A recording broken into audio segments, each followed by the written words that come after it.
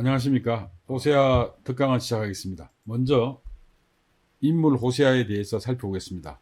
호세아는 여호와께서 구원하셨다라는 의미를 갖습니다. 호세아는 북이스라엘이 낳은 위대한 선지자죠. 이 호세아가 있을 당시에는 남유다와 북이스라엘이 함께 공존했을 때였고 하나님의 말씀을 전한 예언자입니다. 호세아가 유다를 언급한 구절이 몇 군데 나오는데 이것은 어느 시점인가 유다로 피신했을 가능성을 보여주고요. 이것은 또한 북이스라엘이 멸망한 사실에 대한 예언이 보존될 수 있었던 이유 중에 하나입니다. 문서 선지자 중에 유일하게 호세아는 북이스라엘 출신이죠. 호세아서 7장 5절에 보면 사마리아 왕을 우리의 왕으로 언급하고 있습니다. 그리고 호세아는 또 예후 왕조의 몰락을 목격한 자입니다. 열왕기 하에 15장에 잘 나타나고 있죠. 또한 호세아 직업에 대해서 재미난 에피소드가 있는데요. 12선지서 중에 유일하게 이 호세아서에는 빵과 관련된 내용이 아주 구체적으로 나타나는데 이걸 미루어서 일부 학자는 호세아의 직업이 제빵업자가 아니었냐 이렇게 보는 사람도 있습니다. 이 호세아서에 따르면 이 호세아는 이제 가정이 부인은 아주 엄탕한 여자였고 그리고 또 이 엄탕한 자녀를 두게 되었다는 말이 있습니다. 이 고멜이 남편 호세아를 떠나 다른 남자에게 간 내용이 아주 매우 사실적으로 묘사되고 있죠.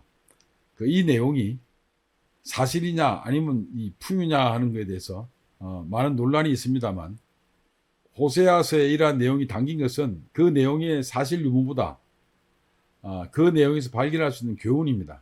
즉 하나님과 이스라엘 관계가 마치 남편과 엄탕한 아내로 이해될 수 있다는 것과 배반한 아내를 용서하면 받아준 호세아처럼 하나님께서 바알 숭배를 하던 그 이스라엘을 용서하고 끝까지 사랑하신다는 사실입니다. 이런 맥락에서 호세아서의 특징은 하나님의 그 무한한 사랑과 자비를 담고 있다고 말할 수 있습니다. 그 호세아에 대한 그 당시 이제 예언에 대한 사회의 반응이 한 두 가지로 나타나는데요. 하나는 호세아가 예언할 당시에 사회가 어리석다 미쳤다고 하며 호세아에 대해서요. 그리고 하나님의 중재자로 인정하지 않는 것에 대해서 말하고 있습니다. 그 9장 7절에 보면 형벌의 날이 이르렀고 보응의 날이 온 것을 이스라엘이 알지라 선지자가 어리석었고 신에 감동한 자가 미쳤나니 이는 네 죄악이 많고 네 원한이 큼이라 하고 이제 말하고 있고요. 또 이 다른 구절에 보면 사회에서 이제 그 당시 사람들이 호세아를 피파하고 죽이고자 했다는 걸 비유로 나타나고 있습니다. 9장 8절에 나타나죠. 에브라임은 이제 북이스라엘에 대한 별명인데요. 나의 하나님과 함께한 파수꾼이며 선지자는 모든 길에 친 새 잡는 자의 그물과 같고 그의 하나님의 전에는 원한이 많도다는 표현이 있습니다. 이스라엘의 죄가 뭐냐고 이제 호세아서는 분명히 말하고 있는데요. 호세아는 그 이스라엘의 죄란 하나님의 계명을 지키지 않는 것이라고 말하고 있습니다. 4장 6절, 8장 1절, 12절에 나타나는데 제가 준 자료에 성구나 관련된 것이 자세히 있으니까 참고하시기 바랍니다. 당시 이스라엘 백성들은 바알을 숭배하는 혼합종교에 빠져 있었습니다. 그들은 바알이 풍요의 신으로 착각하고 믿었던 것이죠. 그런데 호세아서 2장 8절에 보면 여호와께서 진정한 풍요의 신임을 말씀하고 있습니다. 곡식과 새 포도주와 기름은 내가 그에게 준 것이요 이스라엘이 줬다 이거죠. 하나님께서 그들이 바알을 위하여 쓴 음과 금도 내가 그에게 더하여 준 것이거늘 그가 알지 못하는도다 이렇게 이제 하나님께서 한탄하고 계십니다. 이스라엘의 악행은 구체적으로 이제 음행입니다. 이 음행은 육적으로 보면 그야말로 이제 이 남녀 간의 문제에 있어서 음행이지만 영적으로 보면 이것은 뭘 이야기하냐면 영적인 간음과 또는 우상숭배, 이 우상숭배가 이제 이 간음이라고 보고 이걸 토탈 이제 음행으로 보는 거죠. 여기에 이제 핵심입니다. 호세아서의 핵심은 한 신뢰로 보면 이 신부가 이제 남창과도 관계하는 모습이 나타납니다. 당시 신부가 신부의식이라는 미명하에 신전의 남창과 관계하면서 출산의 복을 기원하기도 했죠.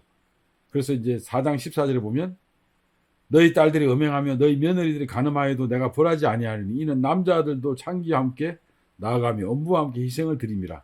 깨닫지 못하는 백성은 망한다. 이렇게 이제 하나님께서 말씀하고 있습니다.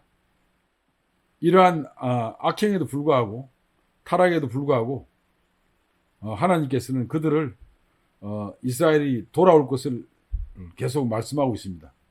12장에도 그렇고 14장에 나타나고 있습니다. 호세아서의 특징은 여호와라는 이 신명이 많이 나타나고 있습니다. 여기는 이 엘로힘이라는 하나님이란 말보다 여호와라는 이 말이 많이 나타나고 있는데 이것은 이제 원래 여호와라는 말은 이스라엘의 그 유일신이고 우리가 알고 있는 천지를 창조한 그 하나님 그 신을 말하고 있습니다. 그러나 이 엘로힘이라고 할 때는 이거는 일반적인 신이라는 명칭도 있기 때문에 이 호세아서는 이런 명칭 우상 숭배가 너무 많기 때문에 여호와라는 호칭으로 많이 강조하고 있습니다. 기본적으로 호세아뿐만 아니라 대부분의 선지서에서 하나님과 이스라엘이 맺은 언약이 강조되고 있습니다. 이러한 점에서 호세아서에 나타난 이스라엘 악행에 대해서 하나님께서는 이스라엘이 하나님의 백성이 아니라는 언약 파기를 말씀하고 있습니다. 이 언약은 이 거룩한 하나님과 이 이스라엘 백성이 이제 이 관계를 언약을 통해서 맺으면서 이스라엘도 거룩한 하나님을 만나기 위해서는 거룩해지려는 성화하려고 하는 노력이 있어야 됩니다. 물론 이것은 구체적으로 이야기하면 제의를 통해서 이제 가능하지만, 근데 이스라엘 사람들이 특히 북이스라엘 사람들이 거룩한 하나님에 대한 이 언약을 지키지 않고 뒤돌아서서 우상을 숭배하고 이럴 경우에 하나님께서는 이것을 악행으로 보시고 언약을 파기할 것을 호세아서에서 경고하고 있습니다.